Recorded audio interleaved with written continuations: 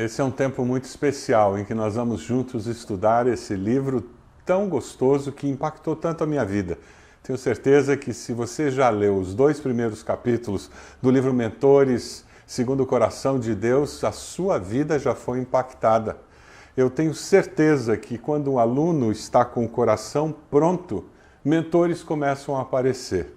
Esse livro nos ajuda a olhar para a Bíblia procurando mentores dentro das Escrituras. É muito gostoso quando nós começamos a ver que Deus preparou mentoria bíblica para cada um de nós. Sabe, nós vamos encontrar encorajamento. A linguagem do coração de Deus é uma linguagem de encorajamento. Encorajamento sem mudanças, ele não consegue funcionar. É como uma bicicleta com um único pedal. A nossa participação é igualmente necessária e essa é a palavra que eu quero dar para você. Não tem como alguém mentorear seu coração, seja alguém de carne e osso vivendo nos dias que você vive, ou alguém que viveu muitos anos atrás, registrada nas Escrituras, não tem como essa pessoa mentorear a sua vida se você não estiver disposto a ter uma participação ativa neste processo de transformação. O encorajamento dado por Deus se torna esperança quando as instruções divinas encontram nossa pronta aceitação e aplicação. Por isso que as Escrituras nos dizem, acima de tudo, guarde o seu coração. Por quê? Pois dele depende toda a sua vida. A minha palavra é de encorajamento para você. A minha palavra é que nós podemos construir uma vida com Deus que seja tão profunda, tão relevante, tão significativa, que nós encontraremos nessa relação com Deus o encorajamento necessário para sermos instrumentos de Deus para transformar este mundo em que nós vivemos. Eu tenho certeza que o teu tempo diário aos pés de Cristo permitirá que você encontre mentores bíblicos que transformarão a sua cosmovisão. Você passará a ver a vida de uma forma diferente. De maneira nenhuma eu estou diminuindo a relevância de nós encontrarmos mentores que vivem nos dias de hoje, pessoas de carne e osso, pessoas que poderão abraçá-lo, que poderão olhar você nos olhos. Mas eu estou trazendo um conceito muito importante. Nós olharmos os personagens bíblicos como mentores dados por Deus para nos ajudar a viver a vida cristã de uma forma mais significativa. Como não aprender como José? Alguém que sonhou sonhos que ninguém compreendia. Sofreu bullying. Alguém que foi vendido como escravo e teve momentos de provação muito cruéis. Parou na prisão. Teve momentos em que, com muita facilidade, a desesperança poderia ter tomado conta do seu coração, mas que coisa incrível! Alguém que acreditou no impossível, porque acreditava no Senhor dos impossíveis. Um homem que poderia ter se vingado dos irmãos por causa do poder que ele recebeu de Deus. Mas ele escolheu perdoar. Como não ser mentoreado por um personagem como Elias? Alguém que ousou confrontar as autoridades dos seus dias. Alguém que ousou falar que não ia chover e Deus honrou a sua palavra. Alguém que sofreu depressão numa caverna e viu Deus levantando-o daquela noite escura da alma. Como não aprender de um Davi que adorava a Deus com o coração inteiro, um homem segundo o coração de Deus. Como não aprender a escrever poesias para Deus. Como não aprender com Davi o valor do arrependimento, quando o coração convencido pelo Espírito de Deus do seu pecado encontra perdão e a possibilidade de um recomeço. Ah, como nós precisamos aprender a reclamar da vida, porque Deus sabe da reclamação que já existe no nosso coração. Como nós precisamos aprender a verbalizar o nosso descontentamento, confiando que Deus, no final, nos levará ao porto seguro da solução. Como não aprender com o profeta chorão Jeremias? Como não aprender com um homem que confiou em Deus contra todas as possibilidades? Eu quero desafiar você a desenvolver um hábito que vai influenciar toda a sua vida, que fincará uma cerca sagrada em torno da essência da sua alma. Jesus chegou na casa de duas irmãs. Elas se alegraram porque o Mestre estava ali. Tão felizes estavam que espontaneamente manifestaram a sua alegria. Uma foi preparar tudo para receber Jesus, enquanto a outra sentou-se aos pés de Cristo e o ouvia ensinar. Quando Jesus teve que manifestar-se, ele diz: esta, que está aos meus pés, escolheu a boa parte, porque esta não lhe será tirada. Nós fazemos parte de uma realidade eclesiástica que valoriza demais o ativismo. Eu tenho essa tendência de sempre ter mais alguma coisa para fazer, mais um planejamento, mais um sermão, mais um telefonema, mais uma visita, mais um aconselhamento, mais um planejamento. E quando eu vejo com muita facilidade, eu negligencio aquela vida interior. Eu negligencio o estar aos pés de Cristo. Eu gasto menos tempo com aquele que deveria ser e deve ser a minha prioridade. Eu queria desafiar você a, na prática, colocar essa realidade de que os testemunhos do Senhor são o meu prazer. Eles são os meus conselheiros. Para que eu possa viver isso, eu tenho que reconhecer que eu preciso do Senhor. Que essas habilidades que eu tenho, elas não existem por si só. Mesmo que existam competências adquiridas ao longo dos anos, mesmo que eu tenha muitas habilidades, elas não são suficientes. Porque ninguém possui as qualidades necessárias para cumprir o propósito de Deus na sua vida. Ninguém sozinho pode cumprir, porque a nossa capacidade vem do Senhor. E quando você está começando o ministério, então, como você precisa de conselheiros, como você precisa de mentores, porque a vida fica mais fácil quando você reconhece a necessidade de buscar sabedoria naqueles que estão próximos a você. O que nós precisamos acumular, seja no começo do ministério, seja no meio do ministério, ou mesmo na fase mais próxima do final do ministério, é sabedoria para viver, é a capacidade de aplicar na prática o conhecimento adquirido. Na escola da sabedoria, você vai encontrar dois tipos de mestre. A sabedoria que ensina a lição antes de você cometer o erro, ou as consequências, que por sua vez exigem de você que você primeiro cometa o erro. Só depois ela lhe ensinará a lição. Que coisa triste, quando os anos passam e nós continuamos tendo que aprender através do erro. Quando nós não somos sábios o suficiente para aprender as lições através dos princípios da palavra de Deus. Por isso, mentores das Escrituras são tão importantes. Quando nós aprendemos com os erros e os acertos de um Davi, de um Salomão, aprendemos com os erros e os acertos de um Paulo, de um Pedro, de um Tiago, de um João, quando aprendemos com os erros e os acertos daqueles que já caminharam antes de nós. E todos esses recursos estão disponíveis. Mas que triste quando a nossa autossuficiência, quando a nossa capacidade de sentirmos-nos autodeterminados e acharmos que nós podemos todas as coisas, faz com que nós não dependamos do Senhor. Quem sabe você tem vivido desse jeito, você acha que dá conta do recado. Eu queria desafiar você a refletir no que o livro de Provérbios diz, que o prudente percebe o perigo e busca o refúgio. O inexperiente segue adiante e sofre as consequências. Com quem você se identifica?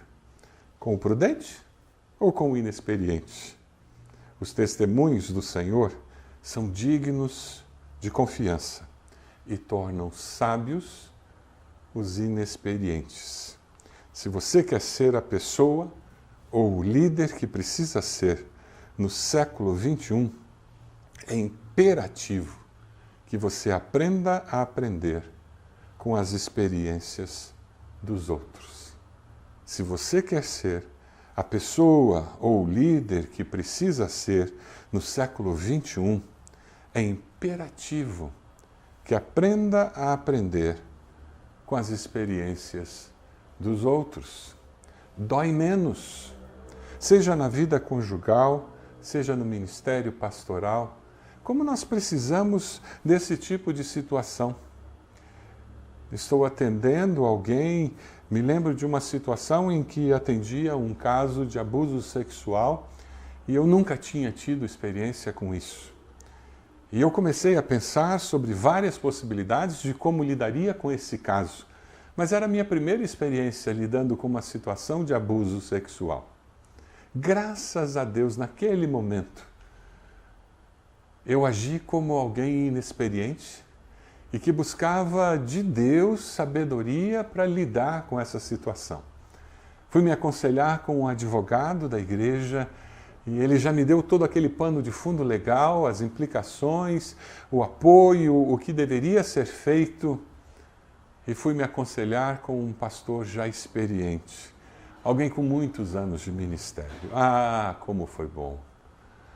Ele começou a me falar sobre as implicações, caso aquele assunto viesse a público. O impacto que isso teria na igreja, o impacto que isso teria na sociedade, o impacto que isso teria na família, na criança. E nós começamos a falar sobre como seria possível tratar daquele assunto para que tivesse o menor impacto possível na vida daquela criança inicialmente. Como tratar daquele assunto para que a pessoa fosse responsabilizada e a família sofresse menos. O Evangelho tivesse menos vergonha sendo jogada em cima do Evangelho. Como aquele obreiro, já com mais idade, mais experiência, me ajudou naquele processo. Como nós precisamos de mentores. Quantas vezes, procurando descobrir como lidar com situações, o que nós precisamos fazer é abrir as Escrituras e tentar descobrir nelas como lidar com situações da vida que são tão difíceis. Precisamos procurar pessoas que vivem e têm vivido segundo os princípios das Escrituras, para que nós possamos tomar as decisões certas. O autor do livro, ele coloca de uma maneira muito sábia 2 tipos de dor que existem na escola da sabedoria. E ele cita que a primeira dor é a dor da disciplina. Aqui no Sul, levantar-se cedo para fazer período de...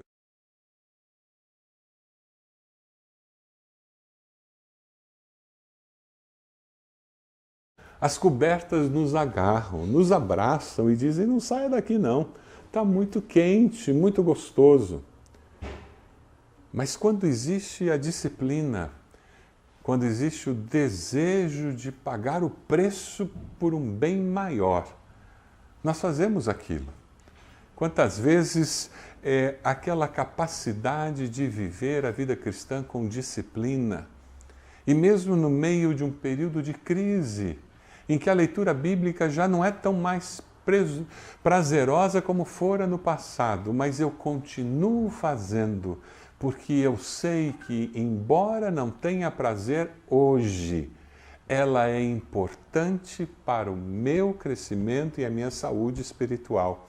Eu persevero num valor, porque a disciplina é virtude cristã. Quando nós entendemos que existe dor, sim, porque o negar-se a si mesmo faz parte da vida cristã. Jesus não nos chamou para um parque de diversões espiritual. Jesus nos chamou para uma vida de autonegação.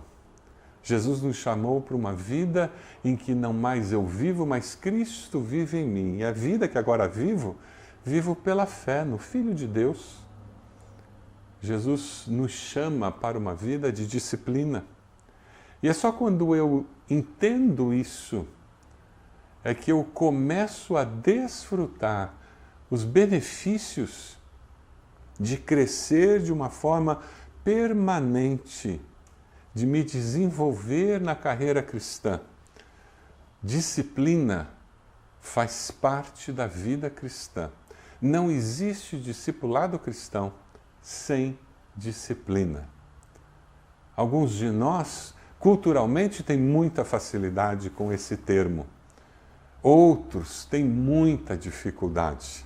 Mas independente da nossa característica cultural ou de personalidade, disciplina faz parte do discipulado cristão. Não há como eu me tornar um discípulo de Jesus sem que a minha vida cristã reflita disciplina nas virtudes cristãs, no desenvolvimento cristão. As disciplinas de oração, de jejum, de busca de Deus, as disciplinas de evangelização, elas fazem parte de um todo que reflete o meu compromisso com Cristo e os valores que norteiam a minha vida. E eu preciso de disciplina porque existe uma dor muito maior do que a dor da disciplina, da autonegação. É a dor do arrependimento. Eu poderia ter experimentado isso. Eu deveria ter orado mais. Eu deveria ter investido mais tempo com os meus filhos. Eu deveria ter organizado mais a minha agenda para que eu conseguisse terminar aquele curso. Ninguém termina um curso sem disciplina. Eu deveria ter gasto mais tempo lendo a Bíblia. Ninguém consegue ler a Bíblia num ano se não tiver disciplina. O arrependimento causa uma dor muito maior, porque você já está amargando as consequências da desobediência, da oportunidade perdida. O apóstolo Paulo, falando com os crentes em Corinto, ele diz: mesmo que a minha carta lhes tenha causado tristeza, não me arrependo. É verdade que a princípio me arrependi, pois percebi que a minha carta os entristeceu, ainda que por pouco tempo. Agora, porém, me alegro, não porque vocês foram entristecidos, mas porque a tristeza os levou ao arrependimento. Ele está feliz, porque aquilo gerou mudança de comportamento. Pois vocês se entristeceram como Deus desejava e, de forma alguma, foram prejudicados por nossa causa. Mesmo o arrependimento, ele pode produzir frutos que trazem honra e glória para o nome de Deus. Mas lembre-se sempre, dói menos aprender com a dor dos outros. Dói menos aprender com os outros. Vamos mais rápido na vida cristã quando aprendemos com os acertos dos outros. A tristeza, segundo Deus, produz um arrependimento que leva à salvação e não remorso, mas a tristeza, segundo o mundo, produz morte. A dor da disciplina custa bem menos do que a dor do arrependimento. Por quê? Porque a sabedoria que vem do alto é, antes de tudo, pura, depois pacífica, amável, compreensiva, cheia de misericórdia e de bons frutos, imparcial e sincera. Os teus mandamentos me tornam mais sábios que os meus inimigos. Estão sempre comigo. Tenho mais discernimento que todos os meus mestres, pois medito nos teus testemunhos. É com essa certeza que nós construímos uma vida em que a sabedoria de Deus começa a transbordar, porque com disciplina nós aprendemos através dos mentores da Bíblia. Se você estiver disposto, a Bíblia lhe dará sabedoria maior do que o número que representa os anos da sua vida. Vou repetir. Se você estiver disposto, Se você investir tempo com a palavra de Deus, com os mentores segundo o coração de Deus que você encontra nas Escrituras, a Bíblia lhe dará sabedoria maior do que o número que representa os anos de sua vida. As Escrituras, a Bíblia lhe poupará dores de cabeça além da sua imaginação. Esse é o meu desafio para você hoje. Deixe que mentores, segundo o coração de Deus que você encontra nas Escrituras, sirvam de inspiração, de encorajamento para a sua vida. Eu queria que você visse um vídeo que mostra como alguém pode ser usado por Deus para ajudar outra pessoa a vencer as suas barreiras. Deixe Deus usar esse vídeo para abençoar seu coração.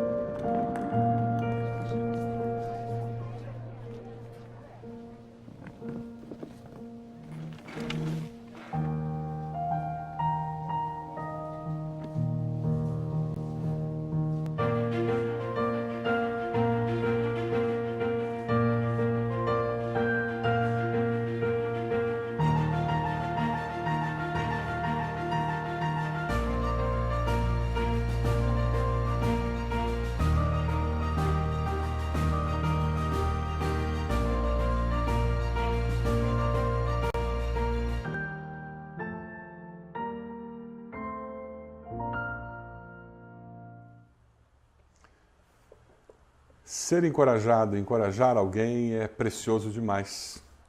Encorajamento contagia.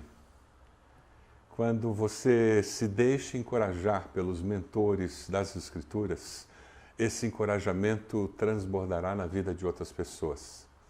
Quando você encoraja outras pessoas com palavras de vida, Deus vai fazer com que esse seu encorajamento contagie e se espalhe no ambiente em que você ministra, em que você convive, na família em que você vive. Que Deus possa usar a sua vida para que você seja um encorajador, se transforme num mentor que traga vida para aqueles que estão próximos de você. Que você seja sábio, porque a sabedoria de Deus está transbordando na sua maneira de viver. Que Deus abençoe a sua vida. Agora é o momento em que você pode continuar teclando aí as perguntas que você tem, os comentários que você tem, e nós vamos começar a responder as perguntas, vamos começar a tentar conversar um pouco com vocês através da mídia social. Vai ser muito gostoso poder responder perguntas e refletir um pouco do que você ouviu, do que você tem sentido na leitura desse livro tão especial. Deus abençoe e vamos continuar. Esse tempo é muito especial.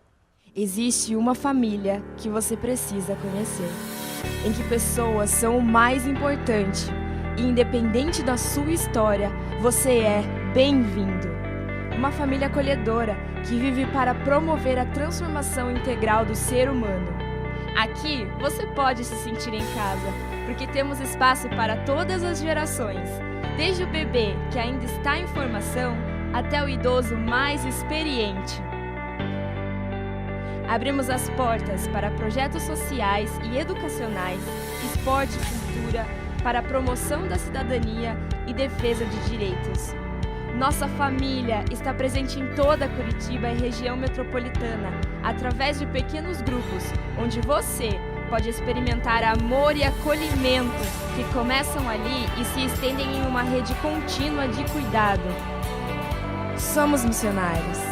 Celebramos juntos o amor de Deus e não queremos guardá-lo apenas para nós, porém compartilhar até os confins da terra. Assim, crescemos juntos, entendendo que somos uma igreja verdadeira, que não é formada por pessoas perfeitas, mas pessoas que permitem ter suas histórias transformadas e testemunham restauração de vida. Somos cuidados, somos família, somos amor, somos IBB. Que gostoso nós podemos nos encontrar através da mídia que existe hoje em dia para falarmos sobre verdades tão profundas quanto estas. Que gostoso encontrar com você ao redor de todo o Brasil, espalhado pelo Brasil. E eu queria agradecer a Deus, primeiramente, por essa oportunidade e louvar a Deus porque Ele gera esse tipo de situação. Agradecer a você que separou esse tempo para nós crescermos juntos. Eu estou lendo aqui as perguntas, vocês são fantásticos. Eu louvo a Deus porque nós temos líderes tão sábios e tão pertinentes em nosso Brasil Batista. O pastor Fabrício mandou uma pergunta dizendo que ele queria que eu me aprofundasse um pouquinho mais sobre essa questão da relação sabedoria e consequências, né? É algo que não fica apenas no ministério, isso tem a ver com vida. Esse conceito pode ser aplicado no ministério, mas ele é vinculado à vida. Por exemplo, quando nós estamos criando nossos filhos, eles precisam aprender que dói menos aprendendo com o acerto dos outros, que dói menos se a gente usa a sabedoria dos princípios de Deus para tomar decisões acertadas e assim não temos que sofrer as consequências do nosso pecado. Pensando no ministério, o fato de você estar usando princípios bíblicos de liderança fará com que você viva baseado na sabedoria de Deus e você não precise sofrer as consequências da queda. O autor ele fala sobre a sabedoria, ela coloca uma cerca lá no alto da montanha. Então você chega no alto da montanha e você vive o ministério ali.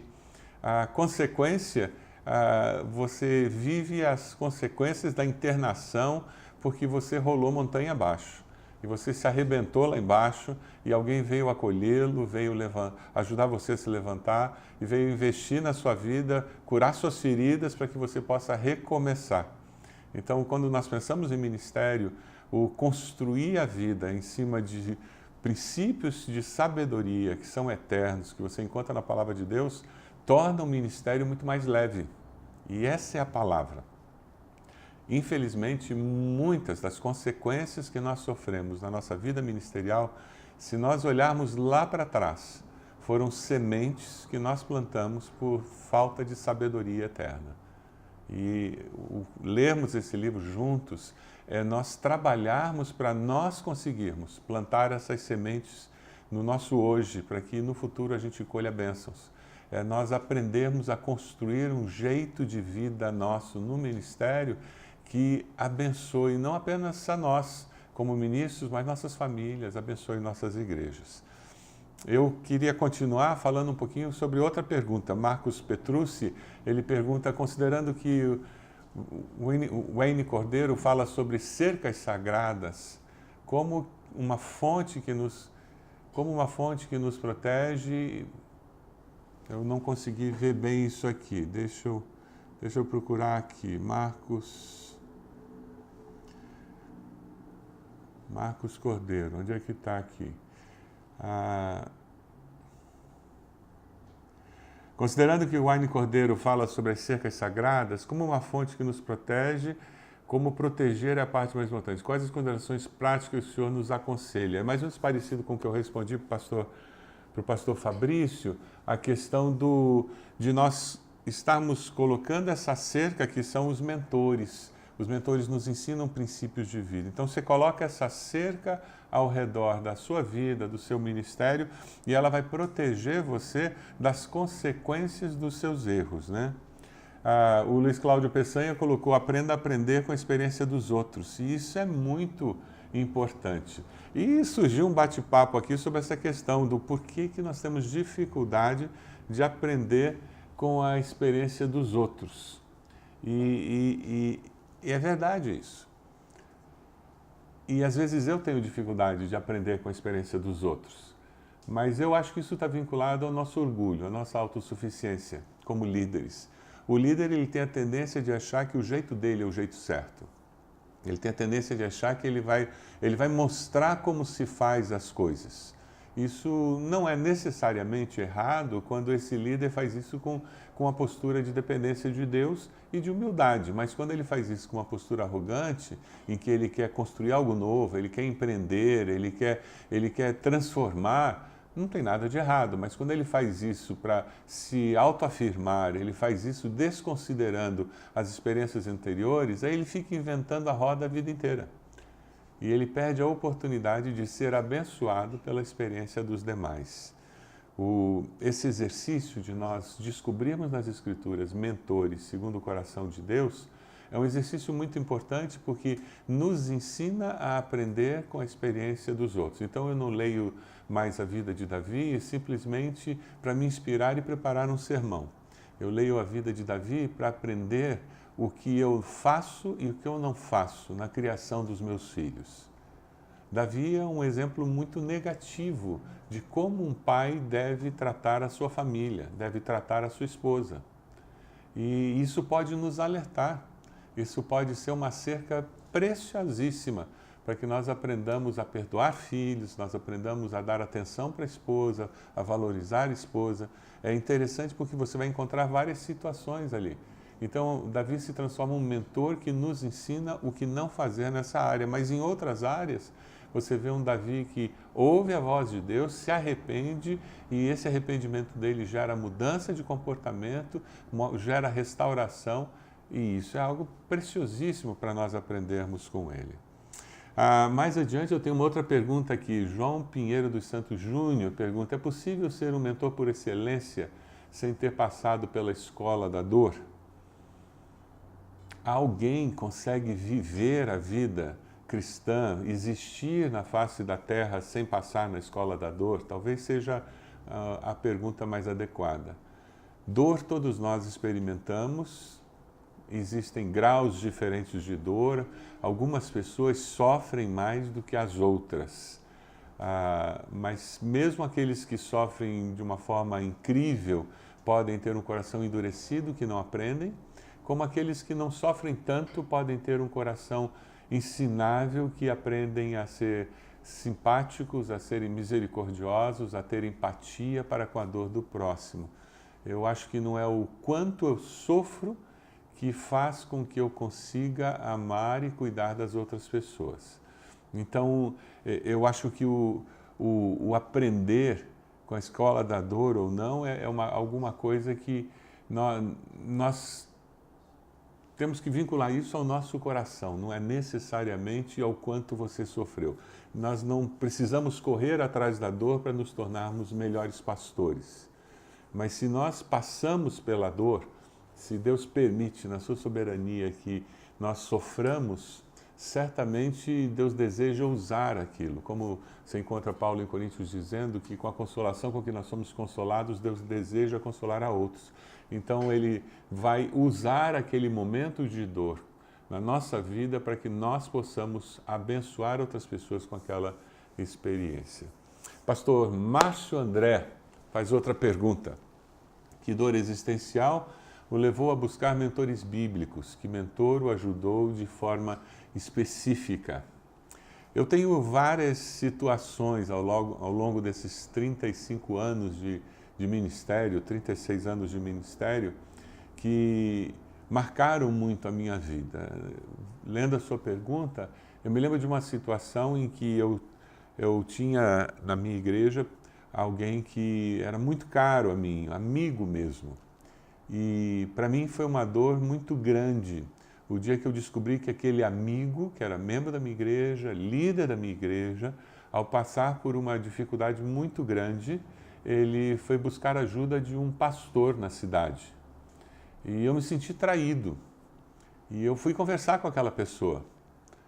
E a resposta que ele me deu, ele disse: mas você não é meu pastor, você é meu amigo.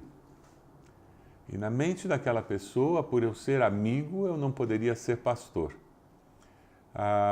Isso foi muito difícil para mim. E isso me fez procurar buscar mentores para me ajudar a compreender aquela situação. Desde então, eu tenho evitado ser amigo muito próximo de membros da minha igreja, porque o que aquela experiência me ensinou é que eu tinha um ótimo amigo, e continuo tendo um ótimo amigo, membro da minha igreja, mas o coitado não tinha pastor, porque ele não conseguia fazer as duas coisas. Já eu tive outra situação, na mesma época, de alguém que era muito amigo, mas a pessoa tinha muita facilidade em que eu fosse as duas coisas para ele. Então, a gente tem que ter sensibilidade para isso. Foi aí que eu fui buscar a orientação dentro das Escrituras de como um líder se relaciona com o liderado. E qual a melhor maneira? Até onde eu posso chegar mais próximo do meu liderado em termos de relacionamento? O pessoal aqui do teleprompter está mexendo tudo e eu já perdi a pergunta. Tinha uma segunda parte da pergunta e eu acabei de perder. Me ajudem aqui, por favor. Olha lá. O mentor ajudou de forma específica. De forma específica. Uma outra situação em que um mentor bíblico me ajudou de uma forma muito específica foi a questão, por exemplo, de Elias.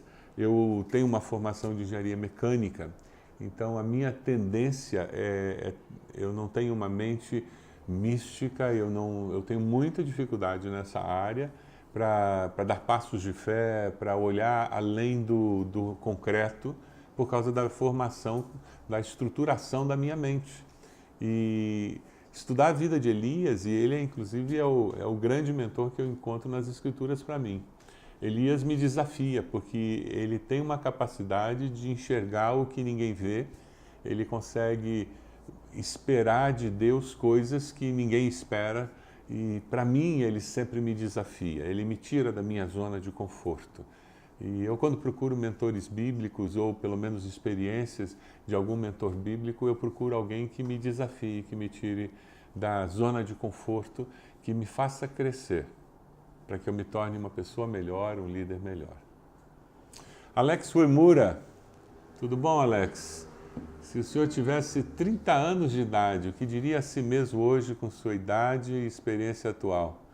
A vida está tão mais simples, Alex. A vida fica tão mais simples depois que você chega aos 63. Quando você tem 30 anos de idade, a falta da maturidade que você adquire aos 63 faz com que você leia filigranas que na realidade não vão fazer nenhuma diferença no futuro.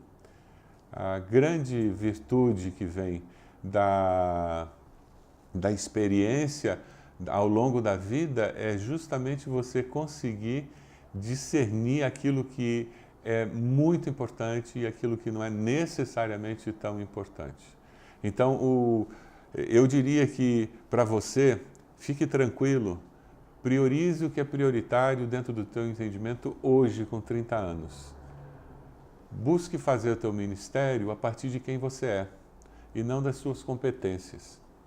Porque quando o nosso ministério está firmado no nosso caráter, em quem nós somos, nós vamos conseguir fazer com que ele seja um transbordar do nosso ser. Quando nós firmamos o nosso ministério, apoiamos o nosso ministério nas nossas competências, nós nos tornamos ativistas ministeriais e vamos depender demais da aprovação externa das outras pessoas. Quando nós firmamos o nosso ministério no nosso ser, em quem nós somos, a afirmação será interior e será uma afirmação que virá do próprio Deus. Legal, eu tenho aqui o Hudson Galdino da Silva. Tudo bom, Hudson? Como alguém pode estar no ministério, mas vivendo como um ex-pastor? alguém fica ex-pastor? Eu tenho várias pessoas na minha igreja que são aposentados, vários pastores aposentados. Eles chegam dizendo que estão se aposentando e a minha conversa com eles é sempre, que legal, bacana, Deus deu essa oportunidade de você sair da frente de uma igreja, de ter essa grande responsabilidade. E qual é o ministério que Deus tem para você? Eles dão risada e dizem, não, pastor, agora eu vou ficar tranquilo. Eu digo, meu querido, aposentadoria é só naquele dia em que você vai participar de um culto em que todo mundo vai cantar, vai falar, vai chorar e você não vai perceber o que eles estão fazendo. Porque a aposentadoria nossa do cristão acontece no culto fúnebre em que ele vai ser sepultado. A questão é o quanto eu vou fazer, a pressão que eu vou sentir. E o que eu tenho visto é que os ex-pastores, os aposentados mais realizados, são aqueles que escolhem o filé mignon, aquilo que eles sempre gostaram de fazer, e nessa fase da vida eles estão realizando aquele tipo de ministério com muita alegria, com muito carinho no coração e tendo realização naquilo que fazem. É interessante porque aqueles que já foram pastores ativos à frente de uma igreja um dia e por alguma circunstância não podem sê-lo no momento, essas pessoas elas precisam estar envolvidas de alguma maneira em alguma atividade ministerial que os deixe com a mão suja de ministério. A coisa mais perigosa dentro de uma igreja é um pastor chamado por Deus, ocasionado por Deus, que não tenha mãos sujas de ministério. Porque ele poderá se transformar num grande crítico do pastor, grande crítico da igreja, porque essa falta de envolvimento ministerial gerará um ressentimento, uma frustração no coração deles muito grande. Então, como pastor, eu sempre que alguém vocacionado, um ex-pastor, chega na minha igreja, eu procuro envolvê-los de alguma maneira, ativamente, em alguma área ministerial para que eles possam ser bênção. É a última pergunta agora? Marcos Petrucci. Olá, Marcos. Na Escola da Sabedoria. Consequência tem alto preço no final. A sabedoria tem alto preço na entrada. Que frase linda, Marcos. Você conseguiu fazer um resumo muito legal desse capítulo. Eu queria ler de novo. Vamos lá. Na Escola da Sabedoria,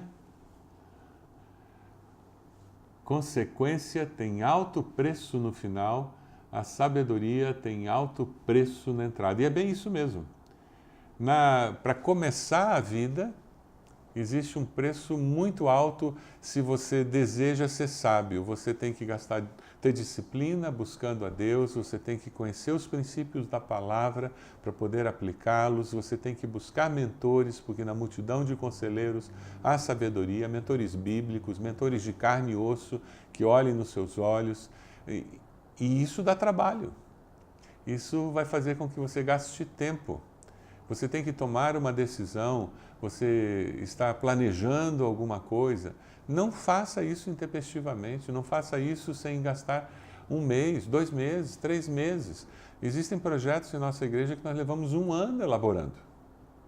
Por quê? Porque nós queremos que essa sabedoria do alto encharque todo esse processo. Porque quando nós começarmos essa mudança, nós queremos que ela reflita o querer de Deus, ela reflita a direção de Deus. Nós não queremos ter um projeto elaborado por nós e que Deus depois venha e dê um carimbo dizendo é isso que eu quero. Não, nós queremos que Deus nos mostre qual é o projeto dele e a partir disso nós queremos que Deus nos ajude a construir aquilo que ele deseja que seja construído. Eu gostei muito da sua frase, eu acho que isso aí valia a pena fazer um fly e a gente viralizar pela internet. Opa, chegou mais uma pergunta do Davi Joaquim de Lima. Como o mentor pode facilitar o processo de mentoria de Deus na vida do mentoriado? Enquanto a gente estava aqui hoje e preparando esse material, Deus colocou no meu coração algo que eu nunca fiz com as pessoas que eu mentorei e eu vou começar a fazer. Então eu me encontro com vários líderes fazendo mentoreamento Eu nunca estudei um líder das Escrituras, um mentor bíblico, com os meus mentoriados. Essa é uma maneira de incentivá-los. Então, por exemplo, já que eu gosto tanto de Elias, né? Eu estou aqui pensando, eu estava antes da gente começar esse tempo nosso, eu estava pensando, eu vou começar a ler e estudar a vida de Elias com o pessoal que eu faço o mentoreamento. É uma forma do mentor bíblico estar nos mentoreando numa ascensão de mentoria, uma forma de incentivá-los a usar esse recurso que Deus colocou à nossa disposição. Deus abençoe você. Agora nós vamos para a leitura dos próximos 2 capítulos do livro e daqui a 15 dias nós estaremos de novo reunidos para estudar, para crescer juntos com a leitura desse livro. Deus abençoe você, seu ministério, Deus abençoe você e sua família. Existe uma família que você precisa conhecer, em que pessoas são o mais importante e independente da sua história, você é bem-vindo. Uma família acolhedora que vive para promover a transformação integral do ser humano. Aqui você pode se sentir em casa, porque temos espaço para todas as gerações, desde o bebê que ainda está em formação até o idoso mais experiente. Abrimos as portas para projetos sociais e educacionais, esporte e cultura, para a promoção da cidadania e defesa de direitos. Nossa família está presente em toda Curitiba e região metropolitana, através de pequenos grupos, onde você pode experimentar amor e acolhimento, que começam ali e se estendem em uma rede contínua de cuidado. Somos missionários. Celebramos juntos o amor de Deus e não queremos guardá-lo apenas para nós, porém compartilhar até os confins da terra. Assim, crescemos juntos, entendendo que somos uma igreja verdadeira, que não é formada por pessoas perfeitas, mas pessoas que permitem ter suas histórias transformadas e testemunham restauração de vida. Somos cuidados, somos família, somos amor, somos IBB.